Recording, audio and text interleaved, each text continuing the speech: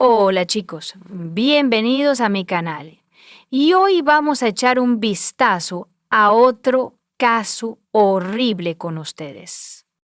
Los eventos en este video ocurren en el año 2021. Bobby Ann McLeod, de 18 años, de Gran Bretaña, informó a sus padres que se iba de casa para encontrarse con su novio, pero horas después, estaba claro que había desaparecido. Su familia contactó a la policía y al día siguiente comenzó una búsqueda masiva que culminó en el espantoso descubrimiento. Bobby Ann, sus padres, Donna y Adrian, y su hermano Lee, vivían en Plymouth. Plymouth es una animada ciudad costera en el suroeste de Inglaterra.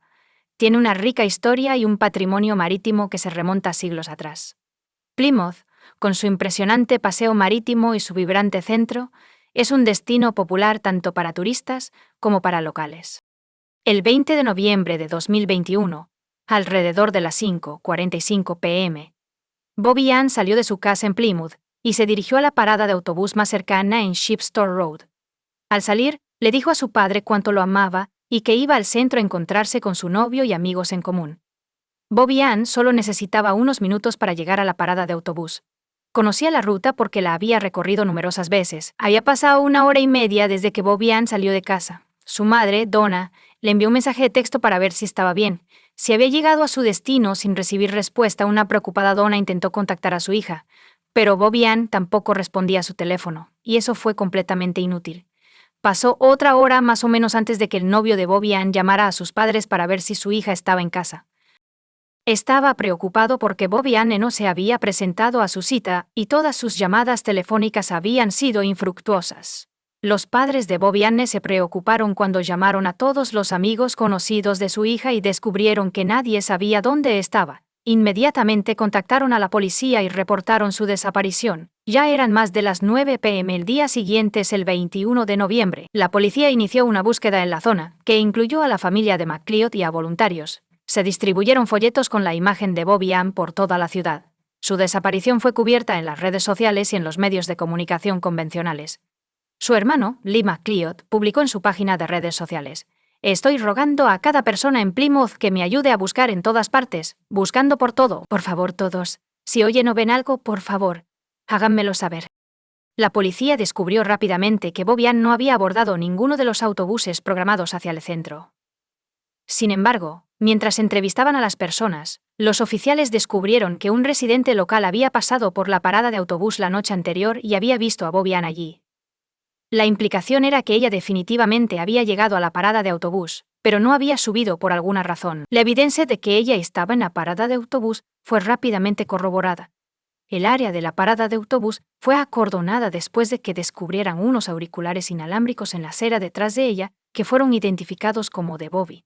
Los policías estaban literalmente de rodillas, buscando en toda el área posibles pruebas.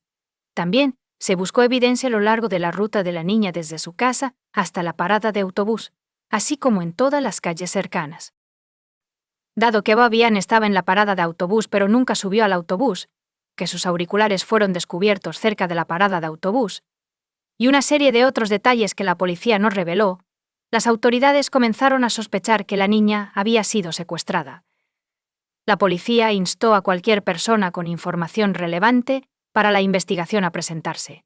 Un gran número de oficiales participaron en la búsqueda, haciendo todo lo posible para localizar a Bobby Ann lo antes posible. Los investigadores intentaron rastrear la ubicación de su teléfono celular, lo que reveló que estaba dentro de los límites de la ciudad, pero no pudieron determinar exactamente dónde, ya que todas las llamadas al número de Bobby Ann fueron enviadas al buzón de voz. La policía confiscó el teléfono de la chica ese mismo día. Fue entregado a la policía por el conductor del autobús que estaba en la ruta donde Bobby Ann desapareció.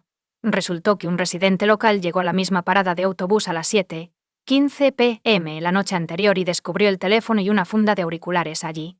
A las 7:23 p.m. llegó un autobús, y el hombre le entregó los objetos que había encontrado al conductor, asumiendo que el dueño los buscaría. Al día siguiente, el conductor del autobús notó que Bobby Ann estaba desaparecida y la última vez que la vieron fue parada en la parada de autobús. Contactó a la policía y entregó el teléfono y la funda de los AirPods. El día siguiente es el 22 de noviembre. Las familias de la policía y los voluntarios buscaron en los bosques y caminos alrededor de la casa de Bobby Ann, pero no se encontraron pistas.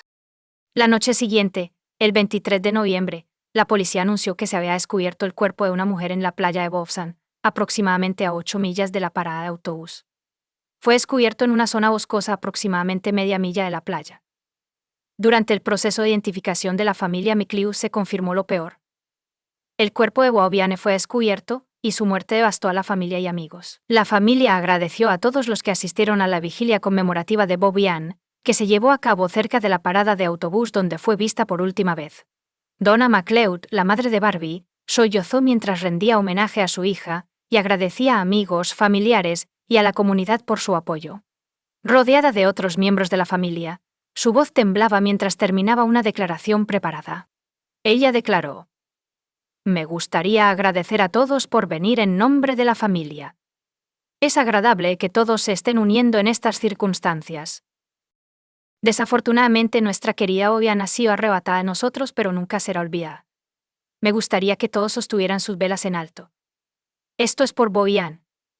Esto fue seguido por un momento de silencio mientras toda la audiencia levantaba sus velas al unísono. Liam McLeod, el hermano de Bobiane, compartió una desgarradora foto de la infancia de ambos para rendir homenaje a su hermosa y talentosa hermana. La imagen mostraba a los dos hermanos sonriendo con sus uniformes de escuela primaria.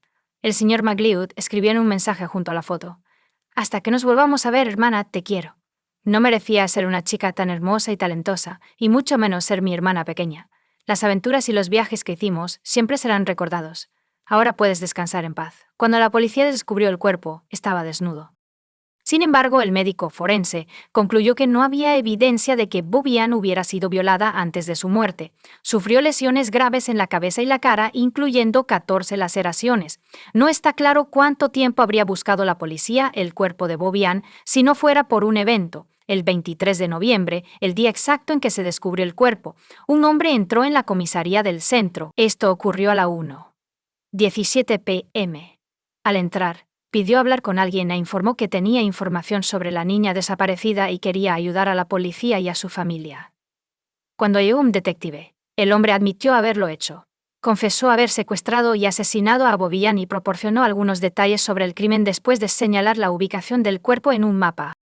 Los oficiales de policía, que esperaban que Bobiane aún estuviera viva, se dirigieron allí de inmediato. Desafortunadamente, sus esperanzas no se cumplieron. Cuando los inspectores se abrieron camino a través de la densa maleza, descubrieron el cuerpo, que estaba desnudo y boca abajo. No había duda de que la niña había muerto. El hombre que confesó el horrendo crimen era un residente de 24 años de la isla Kodiak. Era hijo de un exmilitar que se quedó con su madre tras el divorcio de sus padres. De hecho, vivía a solo unos pocos kilómetros de la parada de autobús donde se vio a Bobiane por última vez. Kodiak Island fue detenido como sospechoso. Un abogado habló en su nombre diciendo: «Acepto toda la responsabilidad por la muerte de Bobiane». Ackland también declaró en la declaración que nunca había conocido a la víctima antes de esa fatídica noche y confirmó que él fue quien la secuestró en la parada de autobús. La policía confiscó su coche, teléfono, computadora y varios otros artículos de cualquier persona familiarizada con la isla Kodiak. Era un buen tipo, guitarrista y compositor para la banda local de indie rock llamada Recruiter. Nadie sabía que Ackland estaba interesado en los asesinos en serie de todo el mundo, además de la música. Sus ídolos personales incluían a Joseph DeAngelo Jr., Andrei Chikatilo, Ivan Milat, Fred West y Tommy Seis. Ted Bundy, sin embargo, era el número 1 en la clasificación personal de Ackland, con un número desconocido de víctimas, pero al menos 30. Ackland se centró en Ted Bundy y sus atrocidades. Los investigadores descubrieron 3.216 imágenes en el teléfono de Ackland, muchas de las cuales eran perturbadoras, oscuras y recordaban a las películas de terror, en los días y semanas previos a la muerte de Bobiane. Ackland buscó en Internet información sobre crímenes de asesinos en serie, también buscó áreas remotas en Dartmoor y posibles armas. El día del secuestro de Bobiane, Ackland estaba navegando por el sitio web de una tienda de deportes en línea, mirando bates de béisbol, máscaras de esquí y ropa impermeable. Es importante señalar que, a pesar de sus aficiones clandestinas, Kodiak Island nunca había llamado la atención de la policía, ni había tenido problemas con la ley. Aparentemente, se obsesionó tanto con su pasatiempo secreto, que cometió un crimen grave. Se ha descubierto que Bobiane fue una víctima involuntaria que por una cruel coincidencia se encontró en el camino de Ackland, quien, como una bestia feroz, salió a cazar presas esa noche.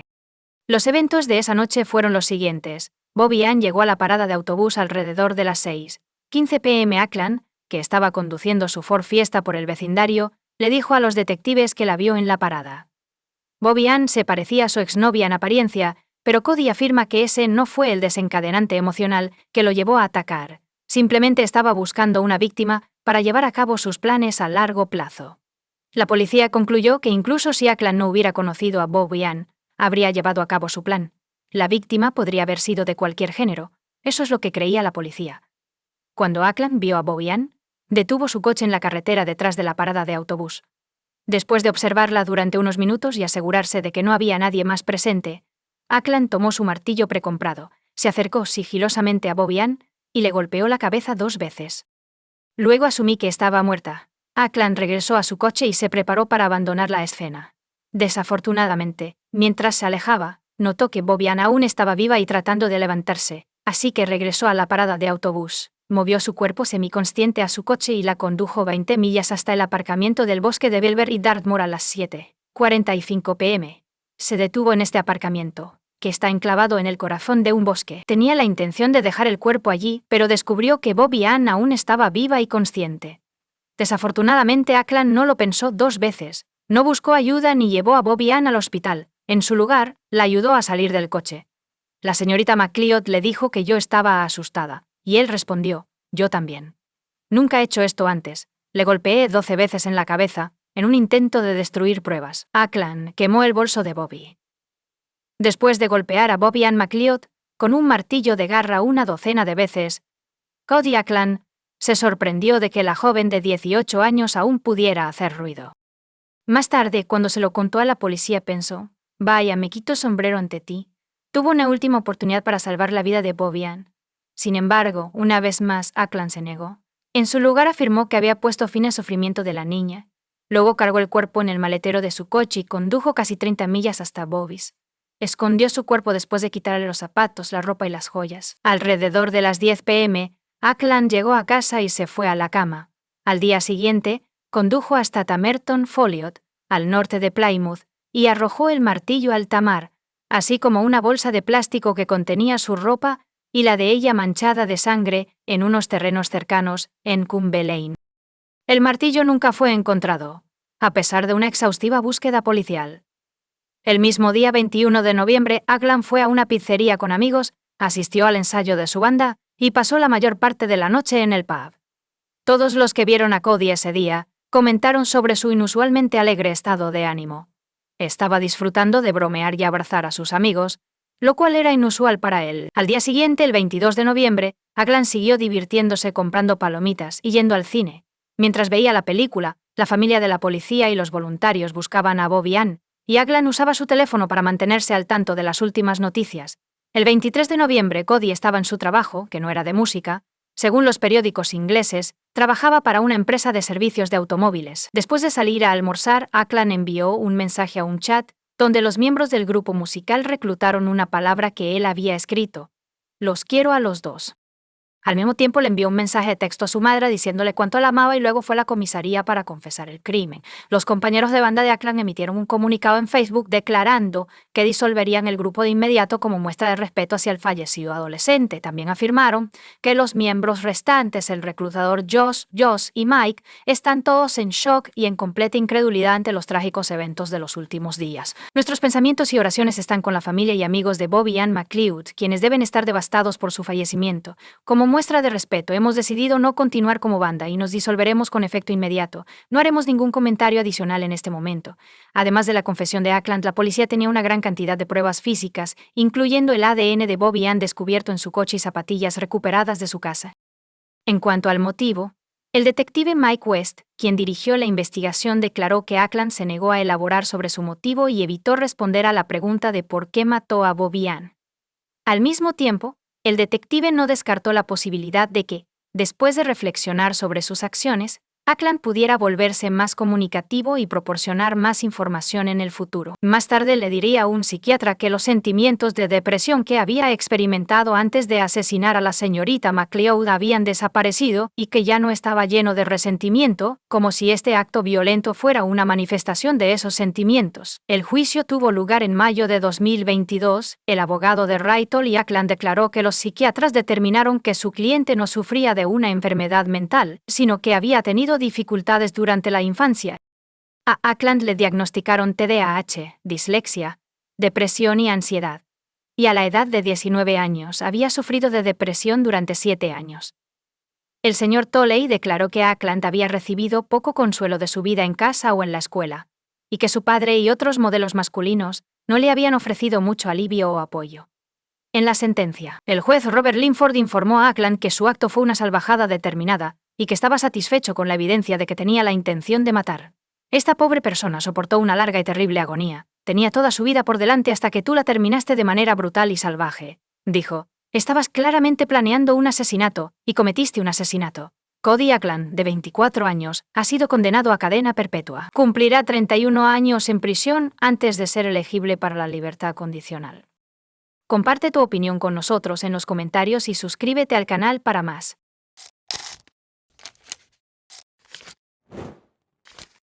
El 2 de agosto de 2015, Jason Corbett, de 39 años, dormía pacíficamente en su casa en Wahlberg, en el condado de Davidson, Carolina del Norte,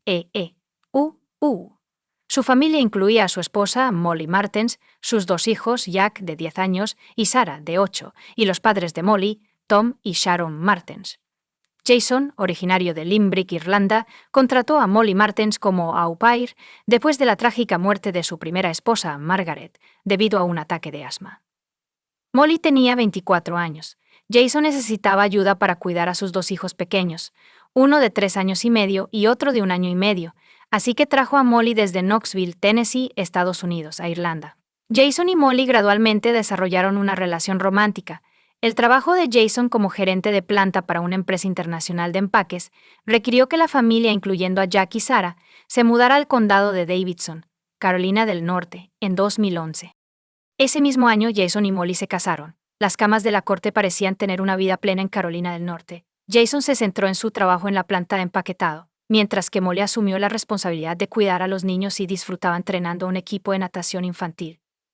A las 3 a.m. del 2 de agosto, Tom, el padre de Molly, llamó al 911, informó al operador que el esposo de mi hija, mi yerno, había tenido una discusión con mi hija, intervine, y creo que está en mal estado. Necesitamos ayuda. Está sangrando profusamente, y puede que lo haya matado. Se envió un equipo de paramédicos a la escena, y el despachador de emergencias instruyó a Tom y Molly para que realizaran RCP hasta que llegaran. Desafortunadamente no había nada que pudiera ayudar a Jason. Murió por múltiples golpes en la cabeza. Tom y Molly fueron trasladados a la comisaría en patrullas separadas. Molly describió lo que sucedió esa noche en su casa. Sarah, de 8 años, se acercó a la puerta del dormitorio de ella y su esposo alrededor de las 3 a.m. Estaba teniendo pesadillas otra vez. Molly subió a su habitación para consolarla. Cuando Molly regresó, Jason estaba furioso por haberlo despertado. Después de eso, la pareja tuvo una pelea, y Jason atacó a Molly y comenzó a estrangularla. Tom escuchó los gritos y ruidos. Entró en su dormitorio con un bate de béisbol en la mano. Tom, de 65 años, confirmó la declaración de su hija mientras estaba sentado en otra sala de interrogatorios. Cuando se despertó por los gritos en el piso de arriba, le dijo a su esposa que se quedara en la habitación y decidió investigar qué estaba pasando. Escuchó a Jason amenazar con matar a su hija, así que Tom trajo un bate de metal para protegerse. Tom entró en el dormitorio mientras Jason estaba estrangulando a Molly. Tom se volvió hacia Jason y le pidió que dejara ir a su hija y se relajara. Se negó a dejar ir a Molly y la amenazó con matarla. Jason le dio la espalda al baño y comenzó a arrastrar a Molly detrás de él. Ella se resistía, pero estaba debilitada. Tom se dio cuenta de que no podía dejar a su hija sola con el agresor, así que golpeó a Jason en la cabeza varias veces con el bate. Sin embargo, Jason pudo derribar a Tom al suelo y quitarle el bate. Molly, aterrorizada de que Jason matara a Tom, agarró un jarrón decorativo robado de la mesita de noche y lo usó para cubrir la cabeza de Jason. Debido a la pausa, Tom pudo ponerse de pie, agarrar el bate y seguir golpeando a Jason en la cabeza. Se detuvo cuando se dio cuenta de que ya estaba muerto. Tom admitió que no le gustaba su yerno ni su familia, y que anteriormente había aconsejado a Molly que contratara a un abogado y solicitara el divorcio. La policía fotografió a Molly y Tom para el informe. Sorprendentemente, no había signos de lucha, como abrasiones o moretones. Entonces, ¿qué ocurrió exactamente en la casa del núcleo? Pero primero, Déjame explicarte todo con más detalle. Molly Martin pasó la mayor parte de su vida en Knoxville, Tennessee.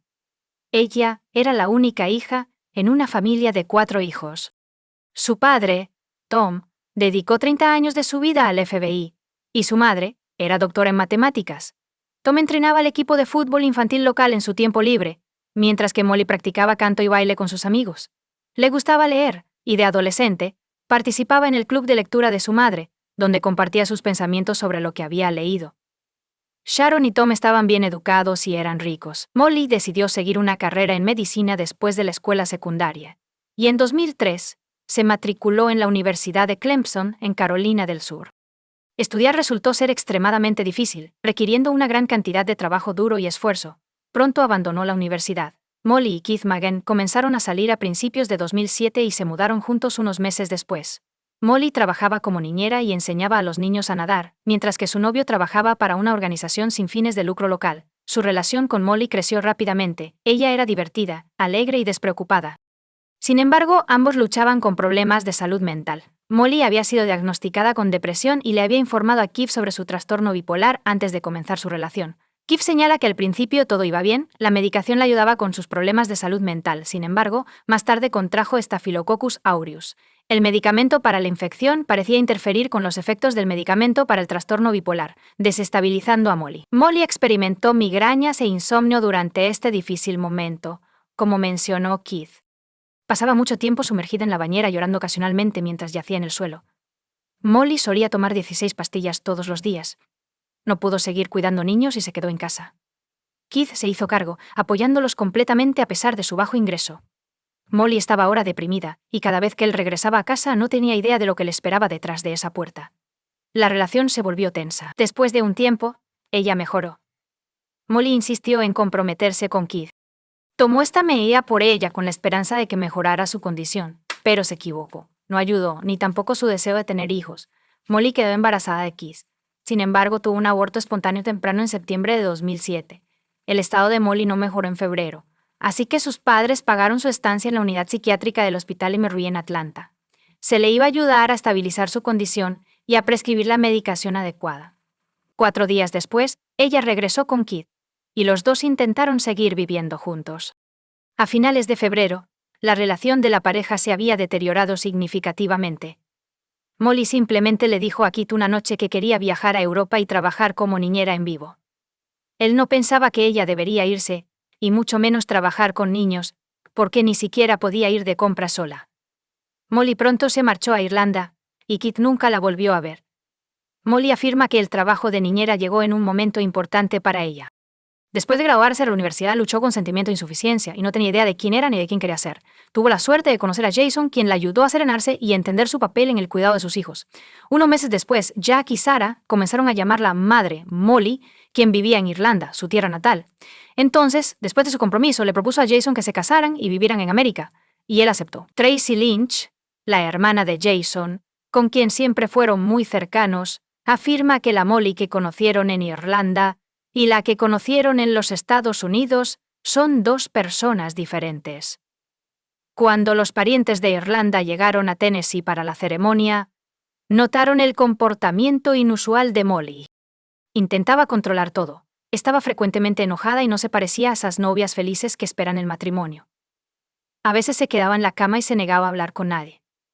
La familia de Jason comenzó a cuestionar si debía unirse a esta familia estadounidense, y su mejor amigo notó al novio infeliz frente a él.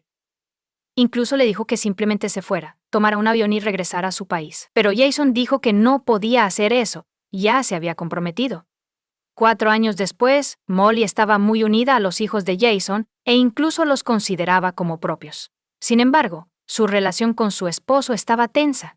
Tracy afirma que Jason había planeado recientemente, en 2014, regresar a casa.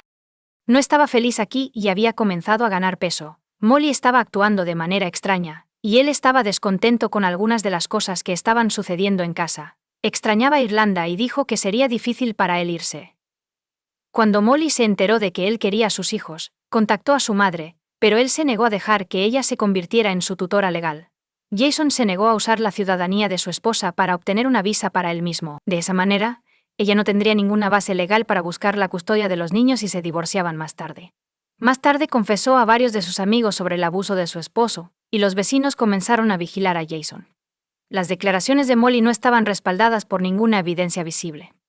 Según numerosos testimonios, no había abrasiones, moretones u otras lesiones, y no parecía ser víctima de un comportamiento abusivo, ni estaba retraída ni demacrada. No parecía tenerle miedo. Jason, por otro lado, no encajaba con la descripción de un tirano. Era amable, extrovertido y generoso. El vecino más cercano del tribunal informó que Molly había dicho cosas que no encajaban con el panorama general que él conocía, y que probablemente eran falsas. Ella admitió que puede haber mentido a otros para hacerse ver bien y evitar la vergüenza por sus palabras o acciones. Molly respondió a las preguntas de los detectives el 2 de agosto, aún vestida con su pijama de la pelea en la habitación, y reportó que Jason la había abusado. Había estado en el hospital varias veces, pero nunca explicó cómo se había hecho las heridas. Su esposo era abusivo, tanto verbal como emocionalmente. Según ella, él ocasionalmente se disculpaba sinceramente con ella. Su relación parecía estar en camino de mejorar. Sin embargo, el abuso continuó, y cada vez la situación empeoraba. A pesar de esto, su amor por Sarah y Jack le impidió abandonarlo. Molly añadió que nunca le había contado a nadie sobre el abuso de su esposo. Porque los niños no eran de ella. Y no eran ciudadanos estadounidenses. Jason podría haberla separado de ellos hace años, temiendo que nadie creyera su abuso. Molly comenzó a usar dispositivos de grabación ocultos a consejo de su abogado.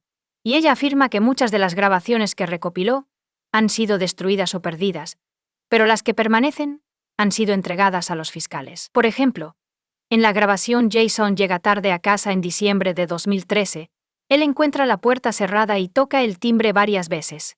Ella la abre en 39 segundos y se disculpa. Nunca tuviste la intención de hacer nada, ¿verdad? Él pregunta con ira y se burla de ella. Molly suplica, se oyen múltiples golpes, y ella comienza a gemir. Te desprecio absolutamente. Ella se detiene en silencio justo antes de que se detenga la grabación. Ella afirma que Jason tenía una llave pero estaba demasiado borracho para abrir la puerta. Y, como solía ser el caso en su hogar, la rabia se acumulaba hasta que lo que fuera que estuviera pasando fuera completamente mi culpa. 4 días después de la muerte de su padre, Jack, de 10 años, y Sarah, de 8 años, fueron entrevistados 2 veces por funcionarios del Estado. La entrevista fue realizada por un trabajador social licenciado. Los niños describieron el comportamiento agresivo de su padre, los problemas matrimoniales continuos y las acusaciones de abuso verbal, emocional y físico. Quizás lo más importante, los niños entendieron y reconocieron los problemas.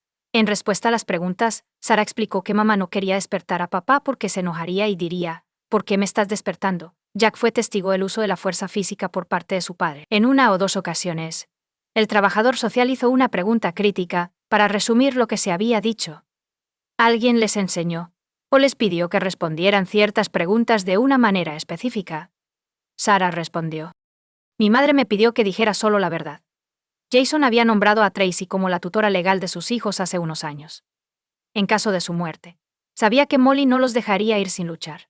Tracy voló inmediatamente a Carolina del Norte para solicitar la custodia de los niños. Molly hizo lo mismo.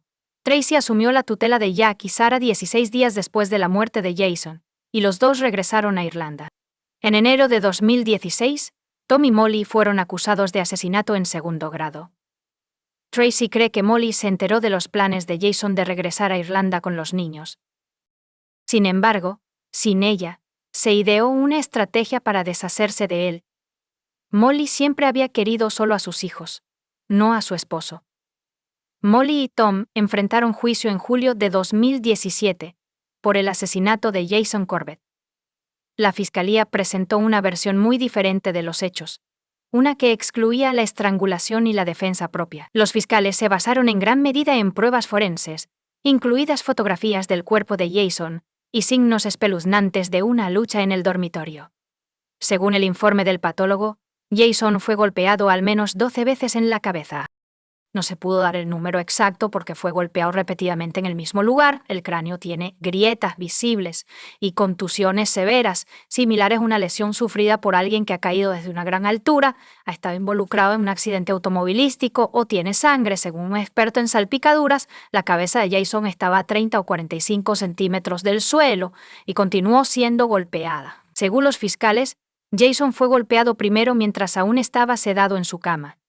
Las pruebas de toxicología confirmaron que el sistema de Jason contenía un sedante recetado a nombre de Molly 2 días antes de la tragedia. Además, la póliza de seguro de $600 con 0 centavos de Jason había sido cambiada hace aproximadamente un año, y Molly era ahora la única beneficiaria. El jurado también vio fotos de los acusados tomadas en la estación la noche del 2 de agosto. Tom y Molly no tenían rasguños. Era imposible participar en la pelea que Molly describió con un hombre que era más grande, más fuerte y más alto que tú, sin recibir un rasguño o un moretón. Tom y Molly probablemente estaban retrasando la llamada al 911, inventándose su historia para los policías, mientras el cuerpo de Jason se enfriaba en el suelo. Este pensamiento surgió después de que los paramédicos llegaran a la casa y notaran la baja temperatura de su cuerpo. Ya estaba frío.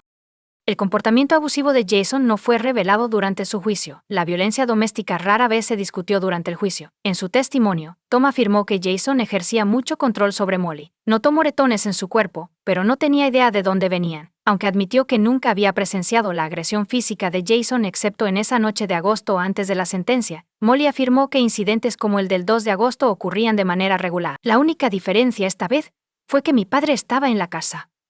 En defensa de sus clientes. El abogado mostró una foto de la estación que mostraba a Molly con una marca roja en el cuello, confirmando la estrangulación. Jason tuvo un examen físico de rutina 2 semanas antes del incidente, y el médico afirmó que había estado estresado recientemente. Se quejaba de ataques incontrolables de ira irracional.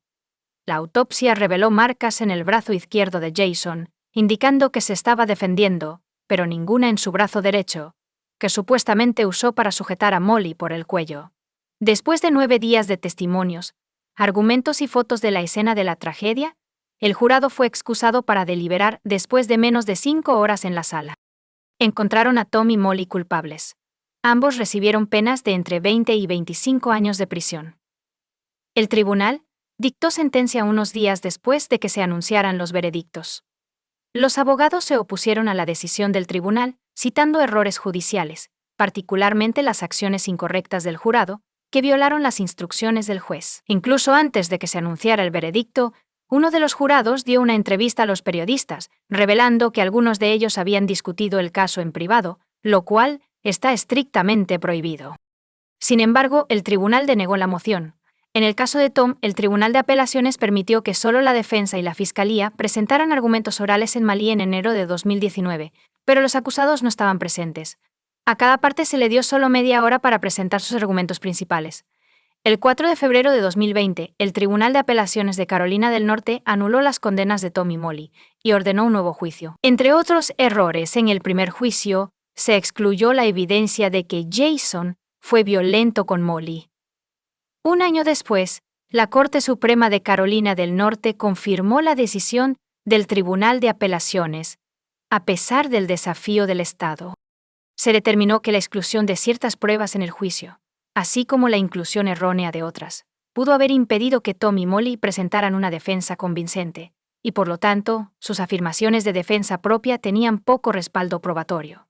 Como resultado, el jurado no estaba completamente informado sobre las pruebas, y no pudieron cumplir con sus deberes constitucionales. Molly y Tom fueron liberados con una fianza de $200 con 0 centavos cada uno en abril de 2021, después de cumplir 44 meses en prisión.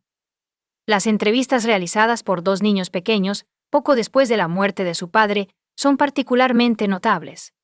Y, mientras estaban bajo la custodia de la familia de Molly, tanto Jack como Sarah han retractado sus declaraciones. Afirmaron que fueron entrenados para mentir sobre el abuso doméstico. Desde entonces han informado a la oficina del fiscal del distrito del condado de Davidson desde su residencia en Irlanda que Molly los coaccionó para hacer esas declaraciones falsas y que Molly fue quien fue abusiva. Un nuevo juicio se llevó a cabo en noviembre de 2023 y el juez condenó a Molly Martens y a su padre Thomas a prisión por al menos 7 meses tras un emotivo día final de audiencias de sentencia. El miércoles, el poder fue llevado fuera de un tribunal de Carolina del Norte esposado después de recibir sentencias que van de 7 a 30 meses por el homicidio involuntario de Jason Corbett. Esto es además de los 3 años y medio que Molly y Thomas ya han cumplido desde que fueron condenados por asesinato. Comparte tu opinión con nosotros en los comentarios y suscríbete al canal para más contenido.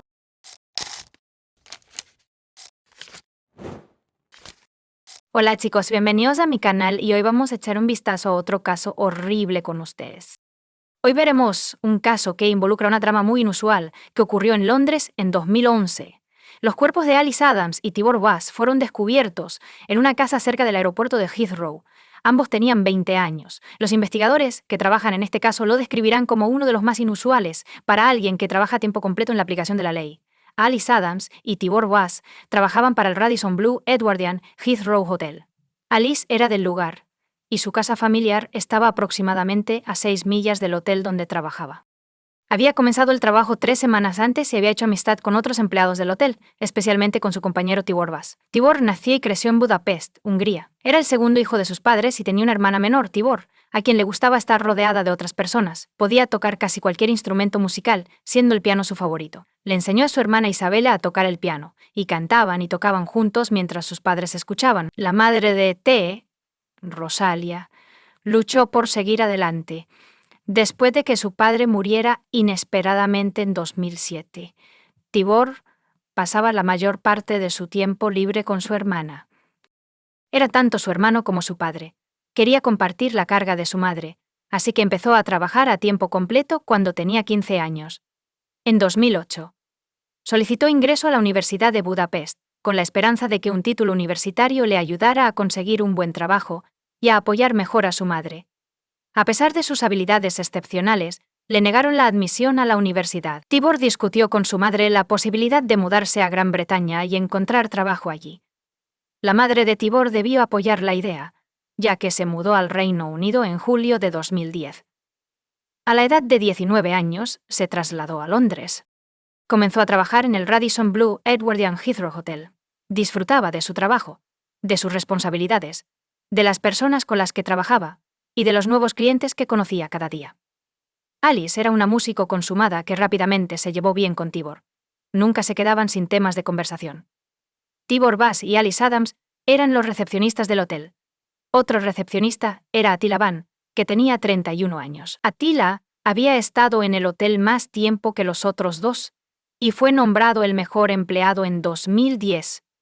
Tanto Attila como Tibor eran de Hungría, lo que los acercó más. El hotel proporcionaba apartamentos de empresa a sus nuevos empleados. Attila y Tibor vivían en una casa detrás del hotel. Era extremadamente conveniente. Por un lado, era más rentable. Por otro lado, no tenías que pasar mucho tiempo llegando al trabajo. A pesar de la felicidad de Tibor por estar en Inglaterra, no abandonó sus planes de continuar con la educación superior. Solicitó nuevamente a la Universidad de Budapest, y esta vez fue aceptado. Estaba muy feliz, pero tuvo que regresar a Hungría en agosto de 2011. La partida de Tibor estuvo marcada por una pequeña fiesta de despedida, que se celebró el 9 de agosto de 2011. Otros empleados del hotel asistieron a la fiesta junto a Tibor, Attila y Alice. Al día siguiente, este trío debía trabajar, pero ninguno de ellos se presentó. Los colegas dieron la voz de alarma cuando no llegaron al trabajo a las 7 de la mañana. La policía fue notificada a las 7:53 am. La policía llegó a la casa y llamó a la puerta. Nadie abrió la puerta, y todo estaba en silencio dentro. La puerta estaba sin llave. Cuando uno de los oficiales la abrió, descubrió una vista aterradora. Alice yacía en el suelo de la sala, su rostro oculto por una almohada. Más tarde, el médico forense que realizó la autopsia encontró 22 puñaladas en su cuerpo. El cuerpo desnudo del hombre que había muerto por heridas de cuchillo en el corazón yacía en la cama de su dormitorio. El asadón no se encontraba por ninguna parte. La policía acordonó la casa, y los investigadores y expertos forenses comenzaron rápidamente su trabajo. Cuando los investigadores examinaron la escena del crimen, descubrieron que la cama en la que yacía Tibor no era donde había muerto. Era para limpiar. El perpetrador lo había herido en otro lugar antes de quitarle la ropa, limpiarlo y colocarlo en la cama. Se encontraron botellas de alcohol y sustancias ilegales, que parecían haber sido consumidas en la fiesta, en el apartamento. Los oficiales de policía registraron la casa, el área circundante y el ático, pero no encontraron a Attila Vance. Sus pertenencias personales, incluidos sus documentos, permanecieron dentro del apartamento. A medida que Attila se convirtió en el principal sospechoso, los investigadores comenzaron a entrevistar a sus compañeros de trabajo mientras los expertos trabajaban en la escena del crimen. Los empleados del hotel afirmaron que tan pronto como Tibor comenzó a trabajar en el hotel, Attila lo tomó bajo su ala porque ambos eran del mismo país. No pasó mucho tiempo antes de que Attila le pidiera a Tibor que viviera con él en un apartamento cerca del hotel. Incluso planificó su horario de trabajo para que tuvieran el mismo turno. Tibor era joven y atractivo, y recibía mucha atención femenina. El problema era que, antes de enamorarse de Tibor, Van no ocultaba su preferencia por las relaciones con hombres. Según el personal del hotel, Tibor rechazó sus avances, lo que lo hizo infeliz. Alice había conseguido un trabajo en el hotel 3 semanas antes de su muerte, y Tibor comenzó a mostrar interés en ella, lo que naturalmente irritó a Attila, quien estaba celoso a pesar de saber que Tibor solo estaba interesado en mujeres.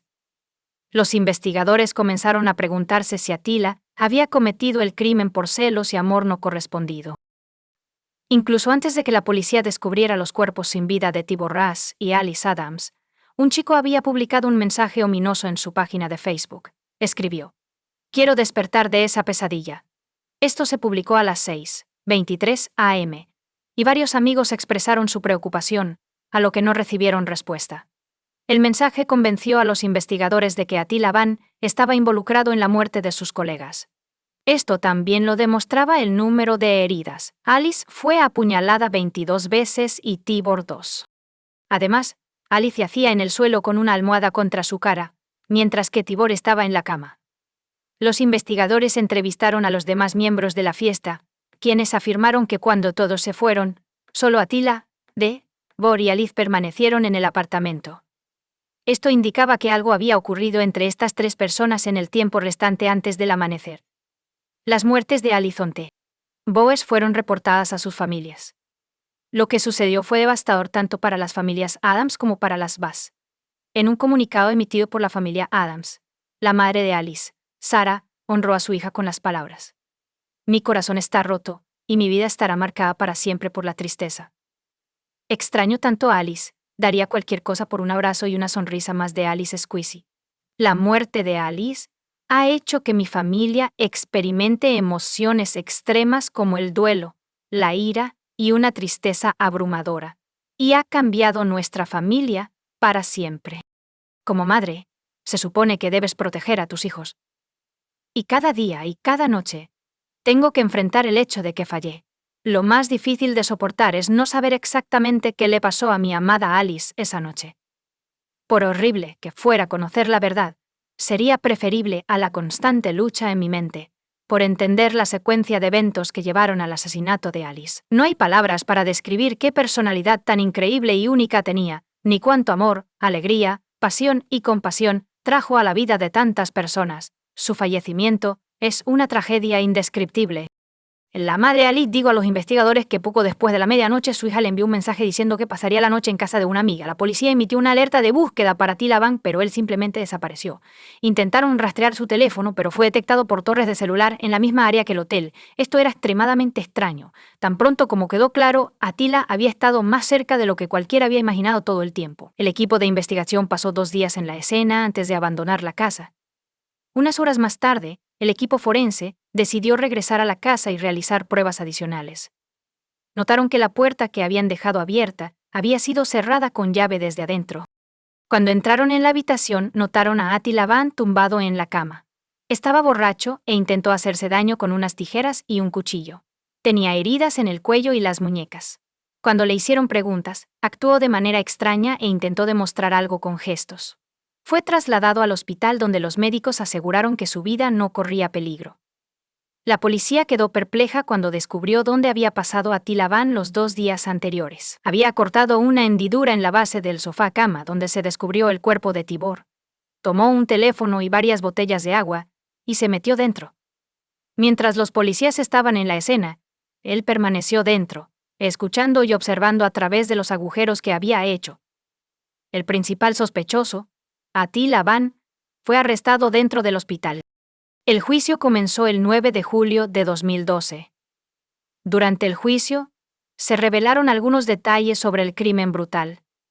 La fiesta se salió de control después de que Alice, Tibor y Attila se quedaran solos en el apartamento. Los fiscales aceptaron hubo actividad sexual entre los tres, ya que se descubrió ADN de ambos hombres en los senos de la señorita Adams, hasta que un hombre declaró que recordaba que los tres estaban en la cama y que había una conexión entre ellos, pero no tenía ningún recuerdo de lo que sucedió después de eso. Insistió en que solo se dio cuenta de que había cometido un acto terrible después de despertarse por la mañana y ver a Alice en su cuerpo sin vida. Cuando se dio cuenta de que sus acciones habían matado a 2 personas, tomó la decisión de suicidarse. Sin embargo, declaró que tenía miedo de hacerlo solo, así que se quitó la ropa del teclado y se metió en la bañera junto a él. Incapaz de hacerse daño, movió a Tibor a la cama sabiendo que los buscarían. Abrió la base del diván y se escondió dentro. Mientras se escondía allí, incluso pudo actualizar su página de Facebook. Sollozaba fuertemente en la oscuridad mientras el fiscal Richard Widom explicaba los hechos del caso a los jurados. Según el señor Widom, 2 jóvenes fueron asesinados de manera violenta e injusta por este acusado. Aunque se han discutido otros casos, es difícil encontrar palabras para describir lo que ocurrió en este caso, aparte de decir que fue trágico que los jóvenes encontraran la muerte de esta manera. Según el señor Widom, Tibor Bass tuvo relaciones con empleados del hotel, y no hay evidencia de que alguna vez haya tenido una relación sexual con Attila Van. Sin embargo, Attila Van parecía tener sentimientos por Tibor Quintobeas y actuaba de manera ligeramente posesiva hacia él. El tribunal escuchó que Band estaba celoso de ti y que solo unos días antes del crimen tuvo un ataque de rabia contra su víctima durante una sesión de team building, cuando tomó una foto en la que Band no estaba presente. La situación alcanzó su punto máximo cuando la banda se enteró de que Tibor Sento había sido aceptado en un curso universitario en Hungría y se iría de Gran Bretaña a finales de mes. La gota que colmó el vaso pudo haber sido que Attila Van no soportaba ver a Tibor y Alice besándose, y en un ataque de celos, los mató a ambos.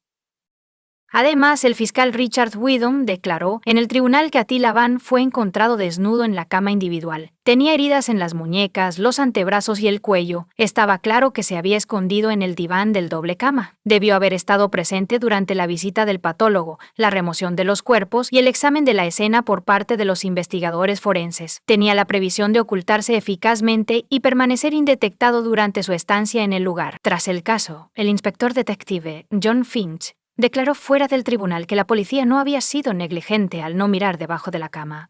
Él declaró: «He revisado esto con la alta dirección varias veces. Fue algo inusual y extraño para que una persona hiciera. Desafía la credulidad».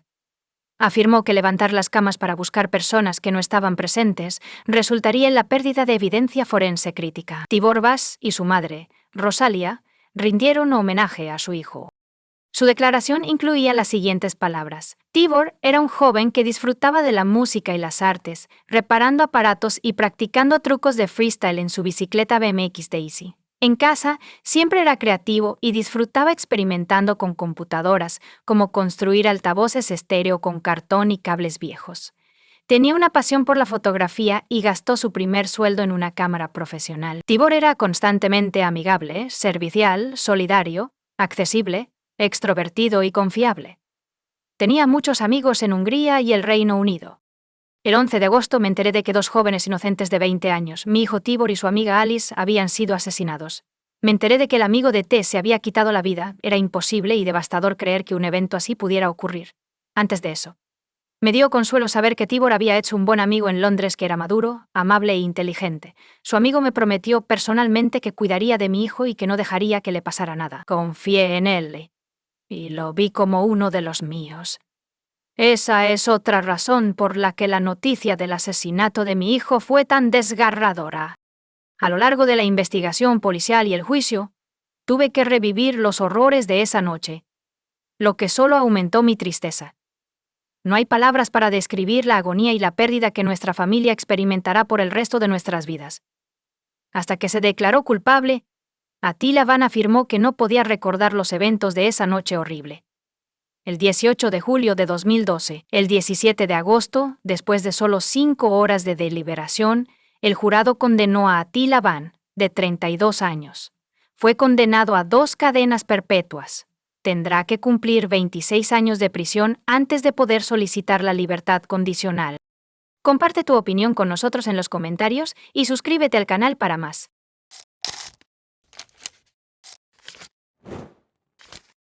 Hola chicos, bienvenidos a mi canal y hoy vamos a echar un vistazo a otro caso horrible con ustedes. En este episodio discutiremos los eventos de 2014. Carly McBride, de 31 años, desapareció en circunstancias misteriosas después de visitar la casa de su exnovio. Después de recibir un informe de persona desaparecida, la policía inició una investigación. Sin embargo, las autoridades tardaron casi 2 años en responder a la pregunta: ¿dónde se ha ido Carly? Carly nació el 14 de abril de 1983, en la familia de Steve McBride y Lorraine Williams. Era una niña alegre y extrovertida que tenía un fuerte vínculo con sus padres. Carly se volvió cada vez más problemática a medida que crecía, y comenzó a abusar del alcohol y las sustancias ilegales.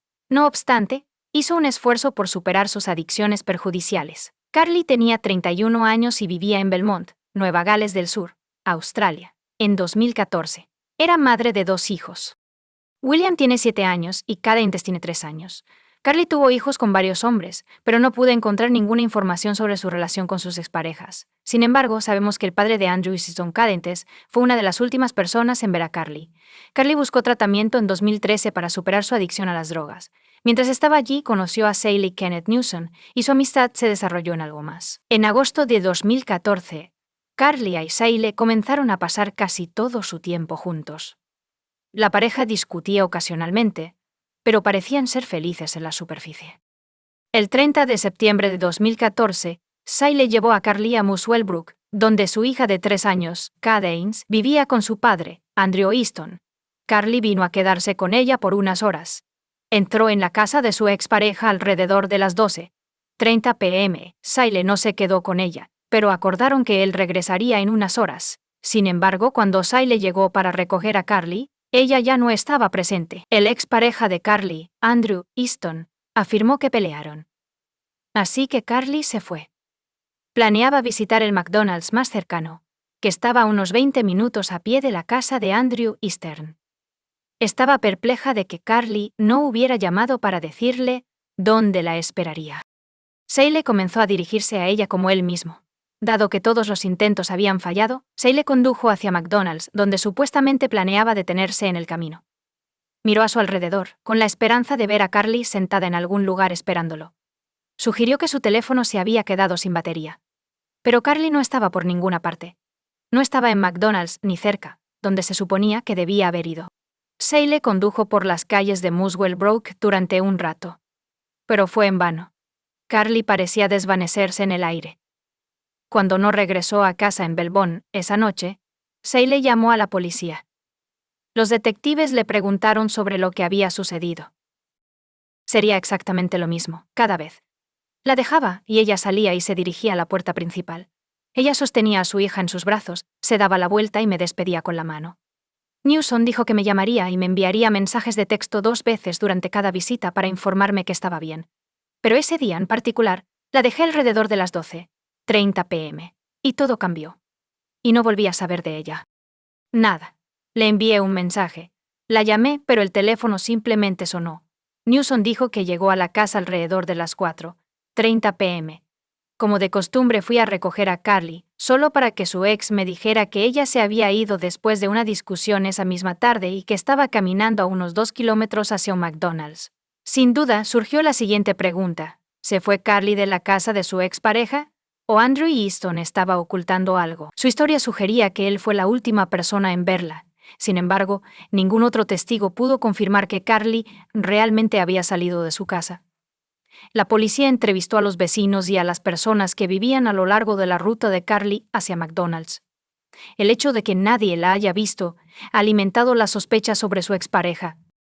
Desafortunadamente, ninguna cámara de vigilancia cerca de la casa de Andrew Easton pudo confirmar o negar su afirmación de que Carly salió alrededor de las 2 p.m. Después de revisar las grabaciones de las cámaras de vigilancia de McDonald's, los investigadores no encontraron ninguna evidencia de que ella hubiera estado presente. La policía investigó los campos detrás de una zona residencial cercana en busca de pistas. Sin embargo, el investigador principal en este caso declaró que no se había descubierto nada particularmente notable y que la investigación continuaría. Instaron a cualquier persona con información sobre la desaparición de Carly McBride a ponerse en contacto con el departamento de policía.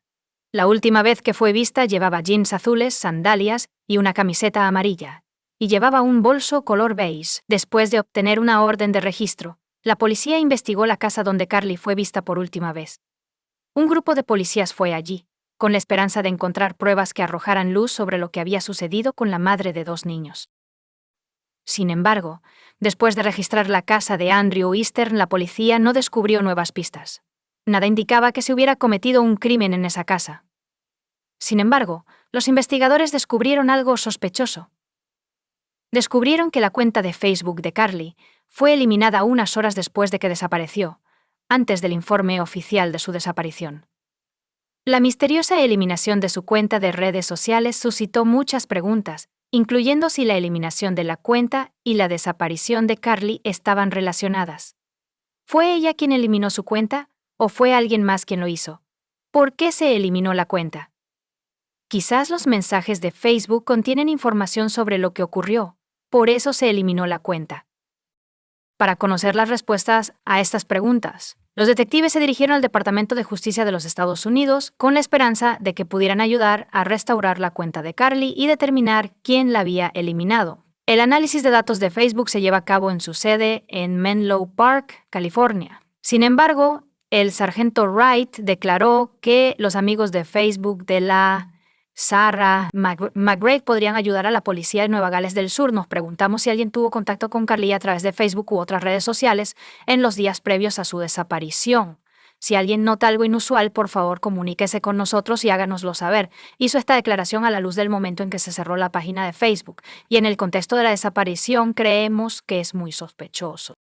Sin embargo, puede contener información importante sobre lo que le sucedió a Carly. Los padres de Carly no podían creer que su hija simplemente hubiera huido para comenzar una nueva vida. Kylie Smith, una amiga cercana y compañera de piso, dijo que no ocurrió nada inusual mientras hablaba con Carly por teléfono y viajaba a Muswell Brook. Era muy sencilla. La describiría como un espíritu libre. Era relajada y simplemente disfrutaba de la vida. La señorita Smith afirmaba que siempre estaba ahí para sus amigos. Si tenías un mal día, ella lo sabía y te contactaba. También hizo una súplica. Cada día nos despertamos sin idea de lo que ha pasado. No sé dónde está. Ella afirmó que debes tener conciencia para presentarte con alguna noticia. Por favor, danos algo. La policía registró minuciosamente el área donde Carly estuvo antes de su desaparición. La búsqueda involucró perros, buzos de la policía que registraron el río Hunter y sus alrededores, y patrullas aéreas y en motocicleta. Y sin embargo, nada de esto ayudó a encontrar rastros de Carly McBride hace meses, y la investigación no arrojó resultados. Carly no dejó ninguna huella digital. Nunca encendió su teléfono después de su desaparición. Sus cuentas de redes sociales estaban inactivas y no usó ninguna tarjeta bancaria. Los investigadores comenzaron a creer que Carly ya no estaba viva. Los padres de Carly pidieron ayuda para encontrar a su hija 9 meses después de que desapareciera. Se unió a ellos el detective Timothy Seymour, quien podría ayudar solicitando cualquier información relevante para la investigación. Lorraine Williams, la madre de la señora McBride, lloró durante el llamamiento público y suplicó ayuda para encontrar a su querida hija. Cualquier cosa, por pequeña que sea, por favor, acérquense y ayúdennos, aconsejó. Steve y Lorraine afirmaron que su familia enfrentó dificultades tras la desaparición de Carly. Estamos haciendo nuestro mejor esfuerzo. Según el señor McBride, la situación con los hijos de Carly es bastante complicada. Ambos niños tienen 2 padres diferentes. Y para ser honesto, no hemos tenido mucho contacto cercano con esos niños, así que solo esperamos que eso cambie para que podamos seguir comunicándonos con ellos. El inspector detective, Timothy Seymour, declaró que los oficiales habían trabajado incansablemente desde la desaparición de la Sarah McBride. Estamos revisando una gran cantidad de información. Sin embargo, seguimos haciendo un llamado. El inspector Seymour declaró que el momento decisivo podría venir de alguien que crea tener información inocente. Los padres de Carly se dieron cuenta gradualmente de que probablemente nunca volverían a ver a su hija con vida. Lorraine escribió una carta desgarradora al hombre que le robó a su hija. No creo que haya una sola persona que no sepa lo que le pasó a mi hija o que no haya notado lo que sucedió ese fatídico día. Por favor, ayúdanos con sus hijos. Son bebés inocentes y hermosos. Quien quiera que seas, les has quitado a su madre, su única fuente de diversión y felicidad en sus vidas. Su torre de fuerza. Nunca sentirán sus suaves, cálidos y reconfortantes besos y grandes abrazos cálidos, junto con su contagiosa risa de barriga y su radiante sonrisa. Sus recuerdos están perdidos, no pueden despedirse de ella. Nuestro dolor, angustia, ansiedad y frustración nos están arrastrando a todos, haciéndonos despertar aterrorizados de que recibiremos una llamada diciendo que han encontrado a mi bebé. Quienquiera que seas, elegiste ese día para llevarte a mi hija. Tú, el parásito de baja estofa, nos has dejado con pregunta tras pregunta. No sabemos cómo ni por qué estamos de duelo. Estamos en una especie de limbo de duelo. Nuestros pequeños, hermosos y pobres bebés necesitan saber dónde está su madre. Son las víctimas inocentes de la terrible pesadilla que estamos viviendo. Por favor, preséntense para que puedan seguir adelante y convertirse en las personas increíbles que su madre habría querido que fueran. No podemos honrar ni respetar la vida de Carly hasta que la encuentren. Mi hija te está trayendo, y serás una buena presa cuando menos lo esperes. Este es mi único deseo, que encontremos a mi bebé y la pongamos a descansar. Es un derecho humano fundamental. Con la dignidad y el respeto que ella merece, entonces sus bebés, con sus corazones y cabezas hermosos pero rotos, pueden comenzar a sanar, y pueden ser capaces de vivir una vida libre de angustia, dolor y ansiedad. ¿No le diste a mi hija una oportunidad? Por favor, hazle saber a sus hijos que anhelan a William, y Cadence no debería cargar con este dolor. Por favor, ayúdenos a proporcionarles un sentido de duelo y pérdida a lo largo de su viaje. Carly es una orgullosa mujer aborigen, al igual que su encantadora hermana, y me siento honrada de ser su madre. Nadie merece esto en la vida, pero mi bebé te está atrayendo. Te estás rompiendo mientras nosotros estamos sufriendo. Tu verdad es la verdad de Carly, y por lo tanto, nuestra verdad. Por favor, habla. Debido a que la policía no pudo vincular la desaparición de Carly con su expareja, Andrew Easton, dirigieron su atención a otro posible sospechoso, Syle Newson. Durante la investigación, descubrieron que la relación entre Carly y Syle estaba lejos de ser perfecta. El hombre era extremadamente celoso, lo que era una fuente frecuente de sus desacuerdos. A pesar de su breve relación, Newson le decía a todos que estaba profundamente enamorado de Carly, afirmando que ella era la primera mujer de la que se había enamorado en los últimos 14 años. Buscó desesperadamente cualquier información, ayudó a lanzar una página de Facebook ofreciendo incentivos financieros, y llamó a todas las puertas en el área donde la vieron por última vez. A pesar de estas declaraciones públicas de amor y devoción, Newson casi inmediatamente comenzó relaciones íntimas con otras mujeres. Además, solo unas horas después de reportar la desaparición de Carly, ofreció relaciones sexuales a varias mujeres. Carly desapareció el 30 de septiembre, y el 2 de octubre Sale pasó la noche con otra mujer, pero en público, actuó como un hombre desconsolado que había perdido el amor de su vida. Los detectives también descubrieron una discusión entre Sale y Carly 2 días antes de su desaparición. Se alega que Carly recibió mensajes de Facebook de otros hombres, lo que provocó la pelea. Sin embargo, todo esto era solo evidencia circunstancial.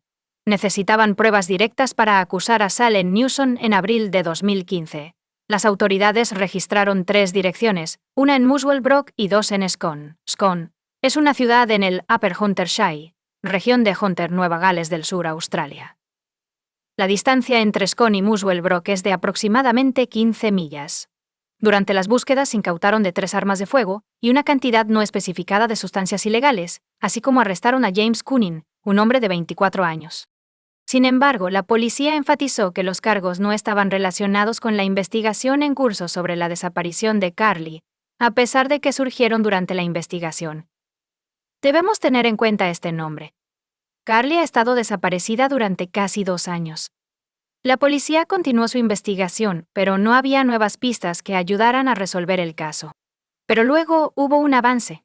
El 7 de agosto de 2016, transeúntes locales descubrieron los restos en una tumba poco profunda, en un arbusto a solo unos metros de la carretera. Un examen forense confirmó que estos eran los restos de Carly McBride, una madre de 2 hijos de Belmont que desapareció el 30 de septiembre de 2014. En Muswell Brook, la policía retrasó el anuncio del descubrimiento de su cuerpo durante 4 días para reunir más pruebas. El superintendente Guiana reiteró las sospechas de la policía de que Carly, de 31 años, había sido secuestrada de la calle por una persona desconocida. No creemos que esto haya sido un acto al azar. Así que estamos investigando su pasado y a tantas personas como podamos encontrar, dijo fuera de la escuela y la comisaría. pero no nombró a ningún sospechoso en el caso porque todavía es muy reciente. Nos tomó 2 años lograr este avance. Y tenemos un gran volumen de nuevas pruebas que necesitan ser evaluadas minuciosamente. Él declaró que hemos trabajado muy duro en esto durante los últimos 2 años. El equipo aquí está ansioso por resolver esto para la familia de Carly. Y ahora tenemos tanta nueva evidencia que requerirá una cantidad significativa de trabajo, pero estamos bien encaminados. Él declaró que los padres desconsolados habían expresado su desesperada necesidad de respuestas entre lágrimas. Por favor, presenten cualquier información, sollozó Lorraine. Todavía queremos saber quién le hizo esto a mi bebé. La pareja declaró que ahora tienen algo de cierre después de que se descubriera el cuerpo de su hija, y están extremadamente agradecidos a la policía y a la salud pública por encontrar a su última hija. Los investigadores trabajaron durante 10 meses antes de emitir una orden de arresto para Newsom el 19 de junio de 2017. Fue arrestado y llevado a la comisaría. Newsom negó tener cualquier implicación en la muerte de Carly McBride. Sin embargo, Sale Newsom no fue el único que enfrentó cargos. La policía sospechaba que James Cunningham, de 26 años, ayudó a ahorcar y deshacerse del cuerpo. Carly McBride, Sale Newsom y James Cunningham se conocieron en un centro de rehabilitación de alcohol y drogas. Cada uno dejó el centro en momentos diferentes y por distintas razones, pero se mantuvieron en contacto. El juicio de Sal Newsom comenzó en agosto de 2018 y duró varios años porque la policía solo tenía pruebas circunstanciales. Los fiscales dicen que Newsom se encontró con Carly después de que ella salió de la casa de su expareja, la golpeó varias veces en la cabeza y la espalda en un ataque de celos, y arrojó su cuerpo.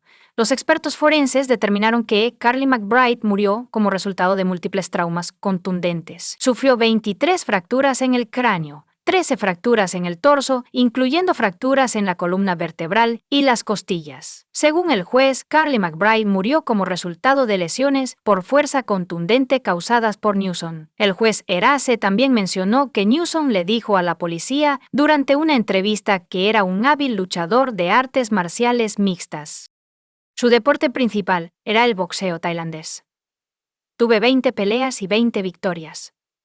Entrené junto a campeones mundiales, pero a medida que mejoraba, me volví demasiado viejo. Informó a la policía que el fallecido murió como resultado de un trauma cerebral severo causado por un alto nivel de fuerza aplicada a su cabeza. El juez declaró: «Estoy satisfecho de que el delincuente causó la muerte mediante el uso de puños, pies o ambos, o el uso de objetos, mientras buscaban una casa problemática». La policía descubrió el mapa y una caja de zapatos debajo de la cama. Este mapa mostraba un círculo dibujado alrededor de las localidades de Muswell Brook y Scone. Los restos de Carly fueron descubiertos exactamente dentro de este radio. Ese mapa también tenía los números 1, 2 y 3 escritos en él, en ubicaciones fuera de Muswell Brook, con el agente principal Mohini, indicando que los primeros 2 números representaban la ubicación de las cámaras punto a punto. Después de que la policía descubriera los restos de Carly en 2016, Newsom contactó a su padre, Steve. Durante la conversación, Newsom mencionó que el esqueleto encontrado carecía de huesos de las manos. Sin embargo, la policía nunca divulgó esta información. Las únicas personas que sabían sobre esto eran la policía, los padres de Carly y el Departamento de Medicina Forense del Hospital John Hunter, ya que las autoridades asumieron que Newsom sabía porque estaba familiarizado con la escena del crimen, y él fue quien dejó el cuerpo de Carly donde lo descubrieron 2 años después. Además, la ropa en los restos de Carly coincidía con la que llevaba el día en que desapareció. Parecía que había muerto poco después de salir de la casa de su expareja. La policía no pudo encontrar su teléfono. Cuando la policía investigó un teléfono móvil sospechoso, descubrieron que había borrado los servicios de ubicación de Google entre el 18 de septiembre y el 2 de octubre de 2014. Durante el juicio, los investigadores descubrieron que la foto de Carly que Newsom tomó en el camino a Muswell Brook y que luego usó en los volantes de personas desaparecidas fue editada y recortada antes de que la policía recibiera el informe de la desaparición de Carly. Cuando comenzó la búsqueda de Carly, Newsom ofreció una recompensa de $20.00 por información sobre su ubicación. Sin embargo, su cuenta bancaria mostraba que estaba en quiebra, lo que implica que ofreció la recompensa solo porque sabía que nadie la encontraría jamás. Así, no se vería obligado a pagar. Newsom se lanzó de lleno a la investigación policial, intentando desviar la sospecha hacia otros y recopilando información sobre dónde estarían buscando la policía y otros servicios de emergencia. También buscó en las calles circundantes cámaras de CCTV o testigos, lo cual la policía afirmó que no se hizo para encontrar información, sino para suprimirla y determinar si alguien lo había visto interceptar a la Sierra McBride. Y mientras los voluntarios y la policía la buscaban en Muswell Brook y distribuían volantes de personas desaparecidas, Newsom estaba en Sydney enviando mensajes a amigos sobre cómo estaba conduciendo un Audi a arrecho, así como que él afirmaba conocer el área donde se encontró a la Sierra McBride como la palma de su mano, y se la describió al padre de Carly McBride, Steve McBride, a pesar de solo haber visto imágenes de un crimen montado por la policía. Las imágenes que estás viendo ahora no son de una escena del crimen real, sino de una escena simulada que la policía utilizó para obtener una reacción de molestia. Cuanto más profundizaban los investigadores en Newsom y lo entrevistaban, más revisaban sus mensajes de Facebook. Cuanto más escucha sus llamadas telefónicas, más reflexiona sobre sí mismo. Después de revisar su historial de búsquedas en Internet, los investigadores descubrieron que estaba buscando instrucciones sobre cómo eliminar una cuenta de Facebook. Su cuenta permaneció activa, pero la cuenta de Carly fue eliminada poco después. Aunque todas las pruebas eran circunstanciales, el fiscal afirmó que había piezas de rompecabezas que al ensamblarse revelaban una imagen. Estas piezas eventualmente se unieron para formar un caso irrefutable, descartando cualquier otra posible explicación para la desaparición de Carly McBride y el descubrimiento de su cuerpo aproximadamente 82 pies del borde de la carretera. El juez concluyó que el brutal y no planeado ataque a Carly fue motivado por celos de molestia. Cuando recogió a Carly en Muswell Brook, descubrió que había pasado aproximadamente 90 minutos con su expareja en lugar de pasar tiempo con su hija como estaba planeado. La hija de Carly no estaba en casa en ese momento, y estar sola con su expareja durante 1 hora y media supuestamente resultó en que Newsom atacara a Carly en un ataque de celos. Lorraine Williams, la madre de la Sierra McBride, dijo en una audiencia de sentencia que había vivido en un estado de duelo y ansiedad durante 2 años, mientras esperaba que su hija feliz, hermosa y extrovertida regresara a casa con sus 2 hijos pequeños. La próxima vez que vio a Carly estaba en la morgue. Describió el peor día de su vida con lágrimas. Carly debería estar presente, viviendo su vida con sus hijos, su hermana, su padre y yo. La señora Williams declaramos que después de hoy nunca volverá a escuchar hablar o ver al hombre que mató a su hermosa hija. Ya no tiene el poder de hacerme daño, y me niego a pensar más en él. La señora Williams dijo que extrañará a Carly cada segundo de su vida, casi 7 años después de que él la reportara como desaparecida. Newsom, de 43 años, fue declarado culpable en diciembre de 2021. Fue condenado a 27 años de prisión con posibilidad de libertad condicional en 2038. Tras la sentencia, Newsom se dirigió al juez y reiteró su inocencia. Entiendo que el veredicto es definitivo. Él dijo, Su señoría, soy inocente. Desde el día en que reporté a Carly como desaparecida hasta hoy. He cooperado con la policía, los tribunales, las cárceles y todo. Y he sido condenado por un crimen que no cometí. Alguien allá afuera cometió este crimen. Y no fui yo. No fui yo. Y ahora tengo una tarea difícil por delante al intentar limpiar mi nombre a través de los tribunales. James Cunane, quien ayudó a Newsom a deshacerse del cuerpo de Carly McBride, negó cualquier culpabilidad. Sin embargo, en julio de 2022, un jurado lo condenó. Según el juez, Cunane mintió a la policía durante 3 interrogatorios para crear un falso coartada de molestias y borró datos de su teléfono para cubrir sus huellas. Desafortunadamente no pude encontrar su foto. Sin embargo, se sabe que cuando Cunane fue acusado en el caso de Carly McBride, ya estaba en prisión por posesión de armas ilegales y sustancias prohibidas. En noviembre de 2020, el astuto de 31 años mostró casi ninguna reacción cuando fue condenado a 7 años y medio de prisión, con un período de libertad condicional de 4 años. Después del juicio, los padres de Carly declararon que, aunque se había hecho justicia, sin importar el resultado, nada podría devolverles a su hija. Comparte tu opinión con nosotros en los comentarios y suscríbete al canal para más.